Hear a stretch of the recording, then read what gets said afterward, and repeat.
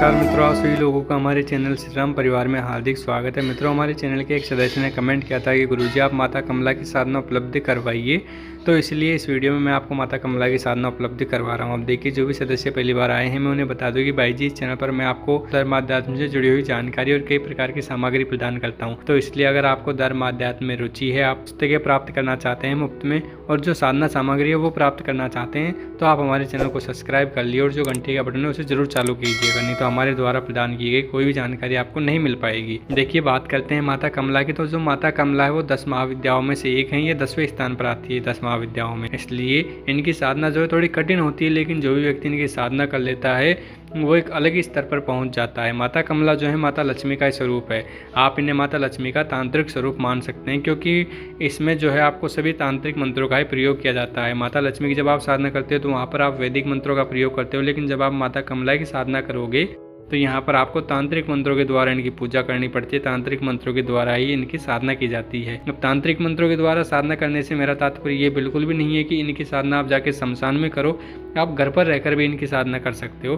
बहुत ही सरल तरीके से, बहुत ही सौम्य साधना आज मैं आपको माता कमला की उपलब्धि करवाऊंगा। देखिए, वैसे तो जो 10 महाविद्याएँ हैं, सभी 10 महाविद्याओं की जो साधना होती है वो बहुत ज़्यादा कठिन होती है और बहुत ज़्यादा तीक्ष्ण भी होती हैं और उग्र भी होती हैं। कई साधना ऐसी होती हैं बहुत ज़्यादा तो जो शमशान में ही करनी पड़ती है, लेकिन वीडियो में मैं आपको बहुत ही सौम्य साधना उपलब्ध करवा रहा हूं, जो कि हर व्यक्ति अपने घर पर कर सकता है। और जो भी व्यक्ति इस साधना को करेगा उसकी सभी प्रकार की परेशानियां नष्ट हो जाएंगी। अगर कोई भी आर्थिक स्थिति उसकी खराब है तो वो सही हो जाएगी। जो भी आर्थिक संकट आपके घर पर आया हुआ है वो दूर हो जाएगा। आपके परिवार की स्थिति अच्छी हो जाएगी। परिवार का जो माहौल है, अगर वो नकारात्मक हो चुका है तो वो भी सकारात्मक हो जाएगा। खुशहाल माहौल आपके परिवार में हो जाएगा।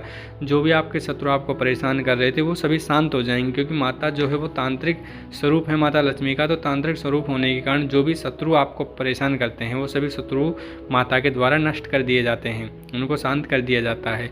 और जो भी आपका बुरा करने की कोशिश करता है, माता उनको जरूर दंड देती है और आपको हर प्रकार की परेशानियों से बचाती है। देखिए, 10 महाविद्याओं में से किसी भी महाविद्या की साधना अगर आप सिद्ध कर लेते हो या फिर माता भवानी के किसी भी स्वरूप की आप साधना सिद्ध कर लेते हो, तो उसके बाद में किसी भी प्रकार का तांत्रिक कर्म आपके ऊपर नहीं कराया जा सकता। बहुत बार क्या होता है कि आपके भाई बंधु जो होते हैं वो आपके ऊपर तांत्रिक कर्म करवा देते हैं, जिससे कि आप आगे नहीं बढ़ पाते जीवन में। आपको कोई रोग आदि नहीं सताता, लेकिन आपकी जो उन्नति होती है वो बंध जाती है। अगर आप कोई व्यापार कर रहे हो तो वहाँ पर आपकी उन्नति बंध जाती है, आपका व्यापार आगे नहीं बढ़ रहा। कोई दुकान कर रहे हो तो दुकान की बिक्री नहीं हो रही, ऐसी समस्या हो जाती हैं। तो जब कोई भी व्यक्ति माता के किसी भी स्वरूप की साधना कर लेता है तो उसके ऊपर इस प्रकार का किसी भी तांत्रिक कर्म जो है प्रभाव डाल ही नहीं सकता। वो हर प्रकार के तांत्रिक कर्म से स्वतंत्र होता है। देखिए, माता से संबंधित कुछ जानकारी और है जो मैं आपको बता देता हूँ। देखिए, माता कमला की जो साधना होती है वो 10 महाविद्याओं की अंतर्गत आती है और 10 महाविद्याओं की जो साधना होती है वो मुख्य रूप से गुप्त नवरात्राओं में ही की जाती है। वैसे आप अच्छे से शुभ मुहूर्त देकर भी माता की साधना कर सकते हैं, लेकिन मुख्य रूप से इनकी गुप्त नवरात्रा में साधना होती है। और गुप्त नवरात्रा में 10वें दिन माता महाविद्या कमला का ही होता है, क्योंकि 10 महाविद्याओं में ये 10वें स्थान पर आती हैं। माता कमला जो है सभी देवी देवताओं में सर्वोच्च स्थान पर आती हैं और माता कमला से संबंधित जो रुद्र अवतार है वो कमलेश्वर महादेव हैं। माता कमला को माता लक्ष्मी का स्वरूप माना जाता है। जहाँ पर भी आप इनकी साधना करते हो, इनकी तस्वीर रखते हो, तो वहाँ पर सबसे बड़ी बात यह है कि वहाँ पर एक तो साफ सफाई होनी चाहिए, दूसरी बात वहाँ पर हमेशा प्रकाश रहना चाहिए, क्योंकि माता कमला जो है माता लक्ष्मी के समान है। इनको साफ सफाई और प्रकाश बहुत ज़्यादा पसंद होता है, इनको अंधेरा बिल्कुल भी पसंद नहीं होता। इसलिए अगर आप कहीं पर भी माता लक्ष्मी का या माता कमला का चित्र रखते हो तो वहाँ पर हमेशा उजाला रहना चाहिए। माता का स्वरूप जो है वो बहुत ही अद्भुत है। माता का स्वरूप किस प्रकार से है वो भी मैं आपको बता देता हूँ, उसके बाद में मैं आपको माता की साधना बताऊंगा। क्योंकि जब आप माता की साधना करोगे तो जब आपका मंत्र जाप पूरा हो जाता है उसके बाद में आपको ध्यान करना होता है, तो वो ध्यान आपको इसी स्वरूप को ध्यान में रखते हुए करना है। देखिए, माता कमला का जो स्वरूप है वो मैं आपको बता रहा हूँ, तो उसको आप ध्यान से सुनिएगा। देखिए, कमला शब्द का अर्थ ही कमल पुष्प से है, अर्थात माता जो है वो कमल के पुष्प पर विराजमान रहती हैं। ये एक सरोवर में स्थित है। आपको इस तरीके से ध्यान करना है कि माता कमला एक सरोवर में एक कमल के पुष्प के ऊपर विराजमान है और उनके चारों तरफ कमल के पुष्प ही पुष्प खिल रहे हैं। माता कमला जो हैं वो हाथों में कमल पकड़े हुए हैं, जिनके कारण इनका नाम कमला देवी पड़ा है। माता कमला का स्वरूप जो है मन को मोहने वाला और शांति प्रदान करने वाला है। माता का वर्ण सुनहरे रंग का होता है और ये सूर्य के समान तेज को धारण करती हैं। उन्होंने लाल रंग के वस्त्र धारण किए हुए हैं और कई तरह के सोने के आभूषण माता के ऊपर सुसज्जित हो रहे हैं। माता ने मुकुट पहना हुआ है और उसके अंदर कई प्रकार के रत्न मणि जड़े हुए हैं। भगवान शिव की तरह ही माता के 3 नेत्र हैं और वे एक सरोवर में कमल के पुष्प के ऊपर विराजमान है, ऐसा आपको ध्यान करना है। माता जिस सरोवर में है उस सरोवर में कई प्रकार के पुष्प वहाँ पर खिले हुए हैं, कई प्रकार के कमल के पुष्प वहाँ पर खिले हुए हैं। और माता रानी के 4 हाथ हैं, जिनमें से 2 हाथ में उन्होंने कमल पकड़ रखे हैं और अन्य 2 हाथों में वे वर और अभय मुद्रा धारण किए हुए हैं। माता के दोनों ओर 4 हाथी हैं जो जल से उनका अभिषेक कर रहे हैं। माता का ये रूप अपने भक्तों को सदैव कृपा करने वाला होता है और उनकी सभी इच्छाओं की पूर्ति करने वाला होता है। इसलिए आपको साधना के दौरान इस रूप का ही ध्यान करना है। अब देखिए माता की साधना किस प्रकार से करनी है, तो वो मैं आपको जानकारी बता देता हूँ। देखिए किसी भी शुभ मुहूर्त में आप माता की साधना कर सकते हो, या फिर आप जो है शुक्रवार के दिन से माता की साधना शुरू कर सकते हो। नवरात्रि में भी आप ये साधना कर सकते हो, और अगर शुक्रवार से कर रहे हो तो शुक्ल पक्ष के शुक्रवार से आप इस साधना को शुरू कीजिएगा। नहीं तो गुप्त नवरात्रि में करोगे तो और ज़्यादा अच्छा लाभ रहेगा। नहीं तो गुप्त नवरात्रि में नहीं कर पाए तो शुक्रवार से कर लीजिएगा, शुक्ल पक्ष के शुक्रवार से। आपको क्या करना है कि सबसे पहले तो जिस स्थान के पर आपको साधना करनी है उस स्थान का चयन कीजिए। स्थान बिल्कुल एकांत होना चाहिए, इसलिए आप एकांत स्थान की व्यवस्था कीजिए। मान लीजिए आपके घर में आपको एकांत स्थान नहीं मिल रहा है तो अपने आसपास में कोई ऐसा एकांत स्थान ढूंढ लीजिए जहाँ पर कोई भी व्यक्ति आता जाता ना हो, और वहाँ पर बैठकर आप साधना को अच्छी तरीके से करें। साधना रात्रिकालीन होगी, इसलिए रात में साधना करने के लिए वो स्थान उचित होना चाहिए, ऐसा स्थान आपको ढूंढना है। स्थान ढूंढने के बाद में आपको शुक्रवार के दिन रात में नहा धोकर स्नान करके लाल वस्त्र धारण करने हैं, और जहाँ पर भी आप साधना कर रहे हो वहाँ पर जो है अपने सामने एक चौकी स्थापित करनी है और लाल रंग का आसन लगाकर बैठना है। उस चौकी के ऊपर लाल रंग का कपड़ा बिछाइए, उसके ऊपर जो है आप एक थाली रखिए और उस थाली में कमल का पुष्प आपको रखना है। कमल के पुष्प के ऊपर माता कमला का प्राण प्रतिष्ठित यंत्र आपको रखना है। यंत्र की प्राण प्रतिष्ठा कैसे की जाती है ये मैंने आपको पिछले वीडियो में बता रखा है, आप उन वीडियो को ज़रूर देखिएगा। और माता कमला का यंत्र जो है वो मैं आपको वीडियो में उपलब्ध करवा रहा हूँ।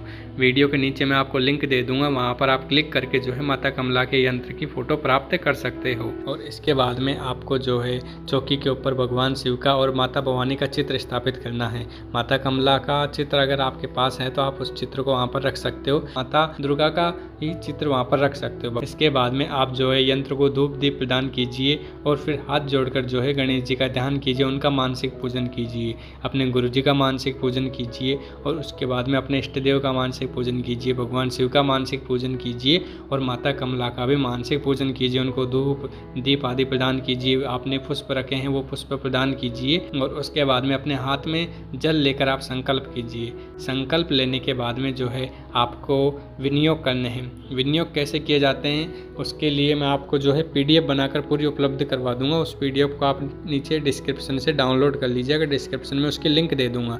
क्योंकि देखिए विनियोग में जो है कई सारे मंत्र होते हैं और हर मंत्र का जो है अलग तरीके से प्रयोग किया जाता है, तो किस मंत्र का किस तरीके से प्रयोग करना है वो सारी चीज़ें मैं वहाँ पर मंत्र के साथ ही लिखकर आपको प्रदान करूँगा।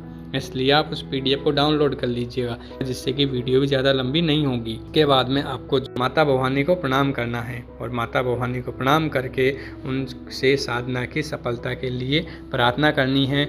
और फिर आपको माला से जो है जो मंत्र मैं आपको स्क्रीन पर दिखा रहा हूँ इस मंत्र का 11 माला जाप करना है। 11 माला जाप जो है आप 11 दिन तक कर सकते हो या फिर 21 दिन तक भी आप इस साधना को कर सकते हो। देखिए इस साधना को करने का जो भी समय होगा, जितनी भी माला आप जप करोगे वो सभी चीज़ें आपको संकल्प में बोलनी होती है।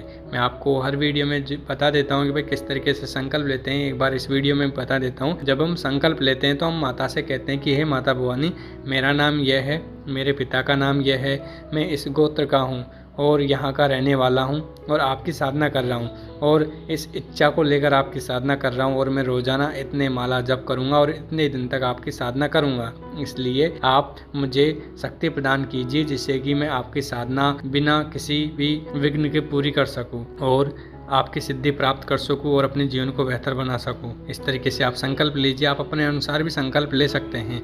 आपको संकल्प में अपना नाम, अपने पिता का नाम, गोत्र आदि ये सभी चीज़ें बतानी होती है। इस तरीके से साधना में संकल्प लिया जाता है। तो संकल्प आप ले लीजिएगा। मैंने पहले ही आपको बता दिया भाई संकल्प आपको कब लेना है। तो इस तरीके से आपको ये साधना करनी है। मंत्र मैंने आपको स्क्रीन पर दिखा दिया। इस मंत्र का आपको जो है रोजाना 11 माला जप करना है। और अगर आप में से कोई व्यक्ति अधिक करना चाहे, कोई व्यक्ति ऐसा जो कि 21 माला जप कर सकता है, तो वो 21 माला जप भी कर सकता है। और साधना जो है आप 11 दिन, 21 दिन या 41 दिन कीजिएगा। आप अपने अनुसार, अपने सामर्थ्य के अनुसार जो है समय निश्चित कर सकते हो कि भाई मैं 11 दिन करूँगा, 21 दिन करूँगा या 41 दिन करूँगा। तो उसके अनुसार आप जो है समय निश्चित कर लीजिएगा। अब देखिए, साधना पूरी होने के बाद में अंतिम दिन जो है आपको हवन करना होता है। हवन जो है आपको मंत्र का दशांश हवन करना है, यानी कि जितना कुल आपने मंत्र जाप किया है उसका 10% आपको हवन करना है। जितना भी आप जप करोगे, आप अगर 11 माला जप कर रहे हो तो उसके अनुसार आप उनका 10वां हिस्सा जो है उसका हवन आपको करना है। और हवन में आप जो है कमल गट्टे, लाल पुष्प, शुद्ध घी और हवन सामग्री को मिलाकर आहुति देना है। हवन के बाद में माता कमला के यंत्र को आप जो है अपने पूजा स्थान पर रख सकते हो या फिर लाल कपड़े में लपेटकर अपनी तिजोरी में भी रख सकते हो। ध्यान दीजिएगा, अगर पूजा स्थान पे भी रख सकते हो तो वहाँ पर भी लाल कपड़े का एक छोटा सा आसन यंत्र को प्रदान कीजिएगा और उसी के ऊपर यंत्र को आप रखिएगा। और बाकी बची जो भी पूजा सामग्री थी उसे आप नदी में प्रवाहित कर दीजिएगा। और अगर आपके आसपास नदी नहीं है तो किसी भी पीपल के वृक्ष के नीचे आप उसे छोड़कर आ सकते हो। माला जो है साधना में आपने प्रयोग में ली है उसे आप अपने पास रख सकते हो। उसका शुद्धिकरण करने के बाद में जो है आप अगली साधना में दोबारा से उसका प्रयोग कर सकते हो या फिर आप उसे धारण भी कर सकते हो। माता की साधना करने से जो है आपको धन, धान्य, भूमि, वाहन, लक्ष्मी आदि सभी चीज़ों की प्राप्ति हो जाएगी और धन से जुड़ी हुई जो भी समस्याएं वो जल्दी ही नष्ट हो जाएगी। तो इस तरीके से आपकी साधना पूर्ण होती है। साधना में किस तरीके से अनुभव होते हैं तो वो भी मैं आपको बताता हूँ। देखिए, जब भी आप कोई सी महाविद्या की साधना करोगे, चाहे सौम्य क्यों ना करो, अनुभव आपको वहाँ पर ज़रूर होते हैं। तो आपको अजीब अजीब सपने दिखाई दे सकते हैं, कुछ आवाज़ें भी आ सकती हैं या साधना के दौरान आपको आभास हो सकता है कि आपके आसपास कोई हो। अगर आपको डर लगे तो आप जो है अपने चारों ओर सुरक्षा घेरा खींचकर बैठ सकते हो। नहीं तो ये साधना इतनी ज़्यादा उग्र नहीं है और आपको ऐसी कोई समस्या नहीं आएगी। लेकिन फिर भी अगर आपको भय लगता है तो आप अपने चारों ओर सुरक्षा घेरा खींचकर बैठिएगा। और आपको साधना के दौरान सपने में माता के दर्शन हो सकते हैं। मैंने हर बार बताया है कि माता के दर्शन आपको छोटी बच्ची के रूप में, वृद्ध महिला के रूप में हो सकते हैं, या फिर अगर आपने सच्चे मन से माता की साधना की है तो आपको माता के मंदिर के दर्शन हो सकते हैं या फिर साक्षात माता के दर्शन भी प्राप्त हो सकते हैं। तो इस तरीके से आपकी यह साधना पूर्ण होती है। और साधना पूर्ण होने के बाद में आपको बहुत सारी ऐसी चीज़ें प्राप्त होंगी जिनकी आपने कल्पना भी नहीं की, जो कि आपके जीवन को एक अलग ही स्तर पर ले जाएंगे और आपका जीवन खुशहाल हो जाएगा। अब देखिए, एक चीज़ मैंने नहीं बताई कि भाई साधना में कौन सी माला आप प्रयोग में लेनी है। तो साधना में आप रुद्राक्ष की माला का प्रयोग कर लीजिएगा। प्राण प्रतिष्ठित रुद्राक्ष की माला का आपको साधना में प्रयोग करना है। जिनके पास रुद्राक्ष की माला है वो प्राण प्रतिष्ठित होनी चाहिए, उसको प्राण प्रतिष्ठित कर लीजिएगा और उसका प्रयोग कीजिएगा। जिनके पास नहीं है कृपया करके वो बाज़ार से खरीद लीजिए। और अगर उनके आसपास रुद्राक्ष की माला नहीं मिलती है तो आप जो है नीचे कमेंट कर दीजिएगा, मैं आपको रुद्राक्ष की माला उपलब्ध करवा दूंगा। और जिन लोगों को माला को प्राण प्रतिष्ठित करने में दिक्कत आती है वो भी नीचे कमेंट कर दीजिएगा, मैं माला को प्राण प्रतिष्ठा करके आपको यहाँ से पोस्ट के द्वारा भेज दूंगा। तो पोस्ट ऑफिस के द्वारा वो आपको प्राप्त हो जाएगा। तो आप में से जो भी हमारे द्वारा कुछ भी सामग्री प्राप्त करना चाहते हैं, चाहे माता का यंत्र हो या फिर माला हो, वो आप हमें बता सकते हैं। आपने पूरी वीडियो को देखा, इसके लिए मैं आपका तहे दिल से हार्दिक धन्यवाद करता हूँ। इस तरीके से आप इस पूरी साधना को कर सकते हो। और देखिए, आपसे एक निवेदन है कि आप इस साधना को आगे अन्य लोगों तक जरूर शेयर कीजिएगा। इस वीडियो को भी आगे अन्य लोगों तक जरूर शेयर कीजिएगा, जिससे कि अन्य लोगों को भी माता की साधना प्राप्त हो सके और वो भी माता के बारे में जान सके, और जिससे आपका भी सहयोग चैनल को प्राप्त हो जाएगा। तो ये कार्य आप जरूर कीजिएगा। आप सभी का एक बार फिर से बहुत बहुत धन्यवाद। जय माँ भवानी, माँ भवानी आप सभी का कल्याण करे।